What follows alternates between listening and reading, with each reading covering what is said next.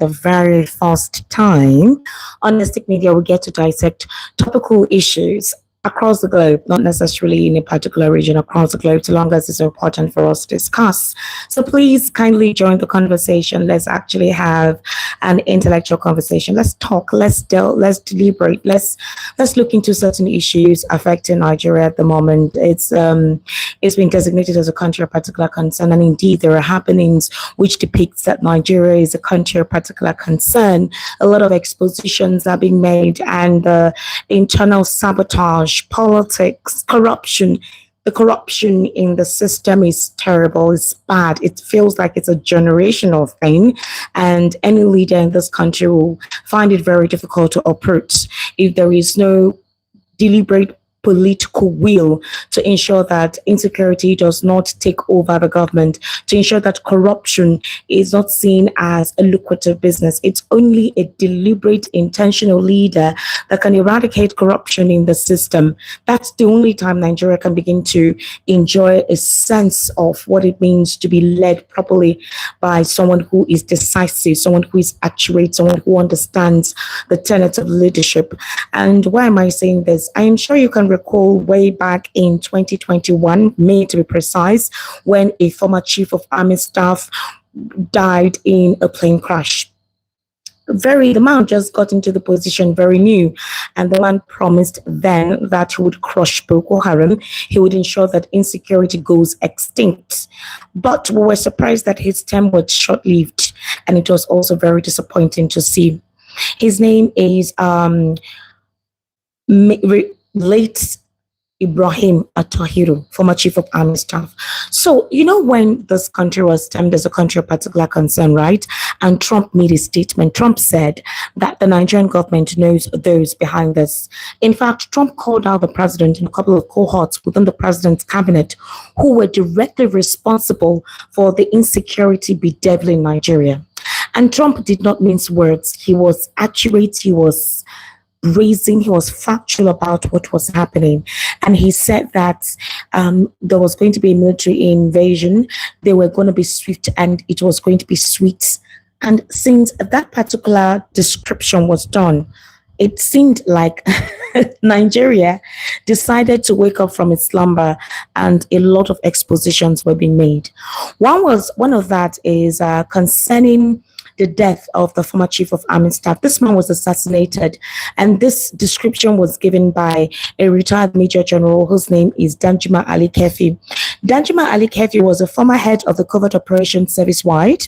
He made an explosive allegation that the death of the former chief of army staff, Lieutenant-General Ibrahim Attahiru, in May 2021's air disaster was not an accident, but a deliberate elimination orchestrated through internal hostility, operational sabotage, and high-level corruption. He said that the man, that is the late Army General, died along with 10 other military personnel, and their death was on May 21, 2021, when their aircraft crashed near the Kaduna International Airport runway. Now, let me name the other victims. Those who were along with late Ibrahim Attahiru, the former chief of army staff, was Brigadier General Mohammed Abdikadir, Brigadier General Olatunji Olainka, Brigadier General Abdurrahman Kulia, Major Lawal Aliyu Hayat, Major Nura Hamza, Flight Lieutenant Alfred Ayodeji Olufade, Flight Lieutenant Taiwo Olufemi Asani, Sergeant Umar Saidu, Sergeant Additional Isaiah, and Aircraftman Oyedepo Matthew. Ali-keffi, who claimed that he personally observed the bodies, insisted that the aircraft did not crash but exploded just above ground level. So let's go ahead. Now, this exposure was done in Sahara Reporters, and Ali-keffi detailed the basis of his suspicion, arguing that the injuries sustained by the victims were inconsistent with a typical plane crash, and this was how he described or gave his reasons. He insisted that the bodies were flung far from the point of impact, and injuries on some victims, such as Major Nura Hamza having his legs blown off from the knees down, suggested a blast occurred inside the cabin. In contrast, he said the bodies of the two pilots reportedly showed no bonds and remained strapped to their seats, which he attributed to the armored or steel door separating the cockpit from the cabin. Are you paying adequate attention? Thank you for joining the live. Please kindly subscribe, like, and share, because the conversation we're going to be having is very, very expository. And I don't want us to mince words. We're going to say it as it is. At this very point in time, Nigerians are no longer going to allow certain narratives to fly. There are narratives flying that undermines the legibility and the credibility of the intelligence of the general populace, Nigerians, as I'm saying. So it is imperative that we are having a conversation that is based on truth and not propaganda or naysay. So let me take you back in time. I don't know if you recall, during Buhari's era, late Muhammadu Buhari's era, a lot was happening in Nigeria. The insecurity was so bad. We had talks about Islamization of the nation. We had talks about the terrorists that were brought in 2015 to ensure that Jonathan does not win the elections, or that if he does, if he is declared as a winner, that his administration will become unstable. They wouldn't allow him do his thing in peace. Well, it got to a point that when APC won that election, they had no choice. They had to let it go. What do I mean by that? They had no choice because, well, Jonathan already conceded. The government of the time, at the time under Buhari, wasn't ready. They didn't know that they were going to win that election, so they didn't know what to do. At that point in time, to them, it felt like we didn't know that Nigerians were ready. We didn't know that they were going to win, so it surprised them. And because of that, they didn't make any plans. Like, they didn't know precisely what to do. Their cabinet wasn't set. Their team weren't ready. Former President Muhammadu Buhari traveled out of Nigeria for treatment for 6 months. His cabinet wasn't set up until after 7 or 8 months. The budget wasn't even prepared. Like, that government was really slow. The beginning of that government was extremely slow. They used to call late Muhammadu Buhari Mr. President Go Slow.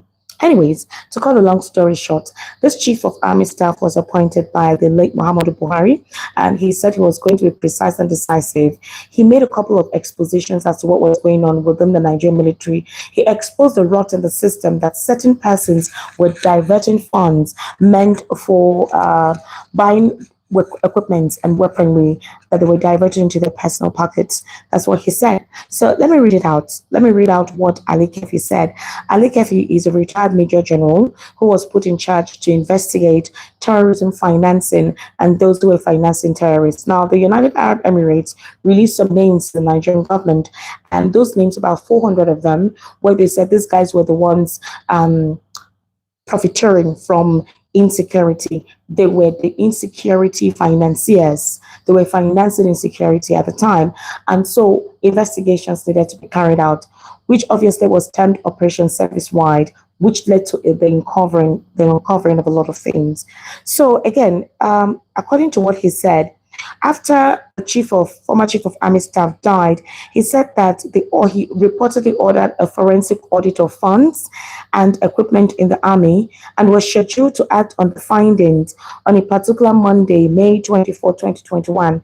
The former chief of army staff realized some inconsistencies in the activities of the Nigerian army and wanted to investigate it by making some findings, which culminated to the travel where he was accompanied by 10 other individuals on the aircraft.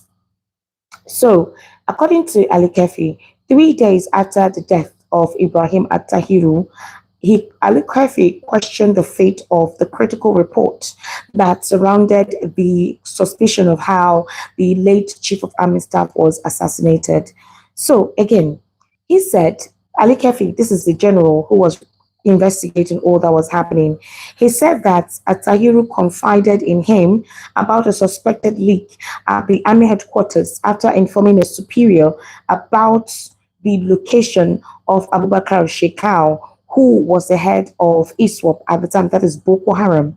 So he said that what happened was there was an intelligence report detailing where Boko Haram leader Abubakar Shekau was residing. Hear this. Now, the hiding place was in Maiduguri. The disclosure was made. But what happened? Attahiru decided to confide in one of the superiors in the army headquarters, okay, and relayed the information to that superior. He told the superior through a coded communication channel about it, that they know where this guy is and they're going to locate it. That this particular person was stuttering. I want to read out what he said. He said, General Attahiru narrated how a theater commander, he had intelligence report indicating that Shekau was hiding in a location in Maiduguri. Being conscious of the fact that the army headquarters had effectively hijacked control of Operation Lafia Dole, all right, listen, he called a superior at army headquarters and informed him of the intel. He, Attahiru, said the reaction of the superior, as he could perceive from their WhatsApp audio conversations, was of shock and incoherence. He said the superior said he would call him back, but to his surprise, a message was sent to him from army headquarters, in clear, not through a secure means of communication, that Shekau had been located in Maiduguri and the TC was directed to capture or eliminate him. Now, normally they have a coded communication channel where they are able to relay information about activities of the army. So if there is a secret conversation, a secret information, they detail it to themselves through a secure channel. Obviously, they use WhatsApp, either audio or normal chats. They usually try to use codes in communicating. But we know that WhatsApp is really not so discreet.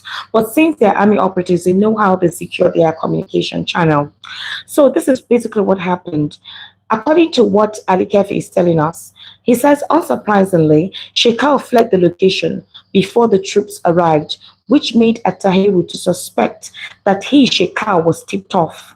Nonetheless, he said, Keffi himself said he faulted General Attahiru for not carrying out the raid before informing the army headquarters, and that, well, he wouldn't say that to Attahiru, but he felt that Attahiru wanted to impress the army headquarters, hence the reason for alerting the army headquarters first.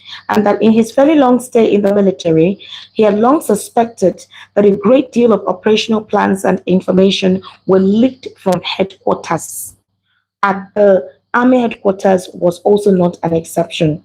According to him, Attahiru warned him to stay away from a particular retired senior officer whom he suspected of engaging in harmful or diabolical activities. He said Attahiru frequently referred to this figure as that man and seemed to speak with a sense of dread whenever the individual's name came up. General Attahiru once warned me to be wary of a certain superior officer, and I recall informing him sometime in late February 2021 that the said superior, who had retired at the time, had invited me to visit his private home. General Attahiru ordered me not to go, saying that the individual may harm me as he believes that the fellow was into diabolical activities, and he did not go because the Chief of Army Staff ordered him not to go.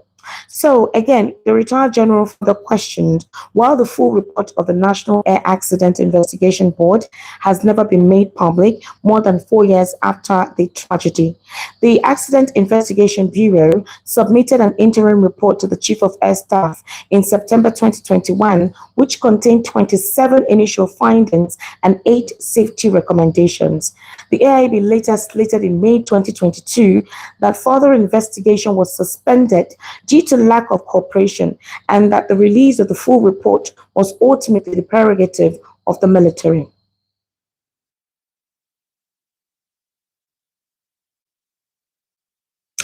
Do you see the sabotage? Well, it's not surprising what led to the death of this man. We've heard a lot of foot soldiers tell us that if you're a very good sniper, if you're very good at shooting, that the person who is in your battalion could hurt you by saying that you're doing too much. They could set you up.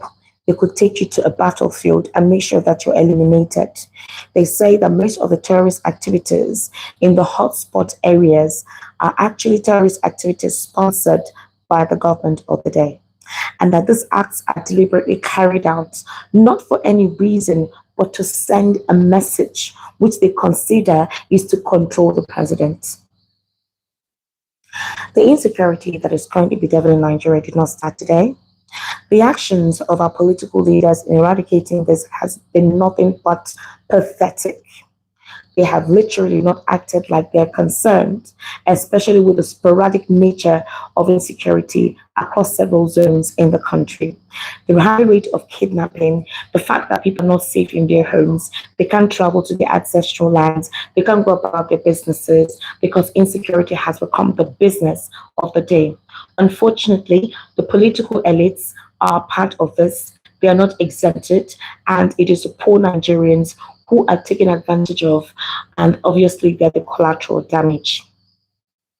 As 2027 elections approaches, quite a lot of issues are being looked into within this administration.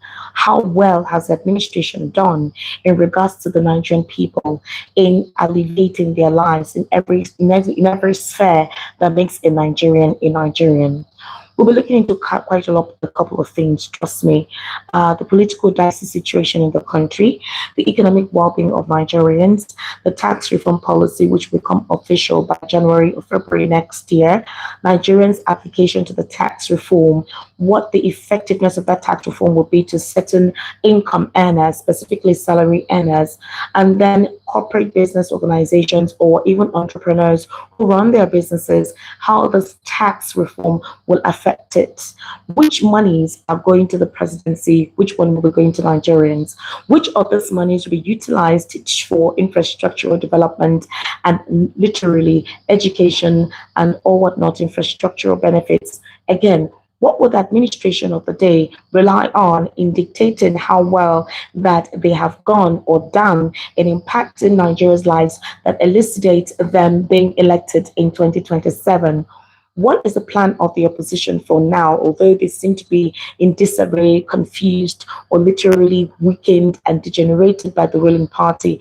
Are we going to see a formidable resurgence of an accurate, precise, and deliberate opposition in 2027? Or will it just be that since it's the turn of the South, President Bola Ahmed Tinubu should just continue? Anyways, please stay tuned to Estate Media on YouTube. We'll continue to dissect this issue. Like and share and kindly subscribe.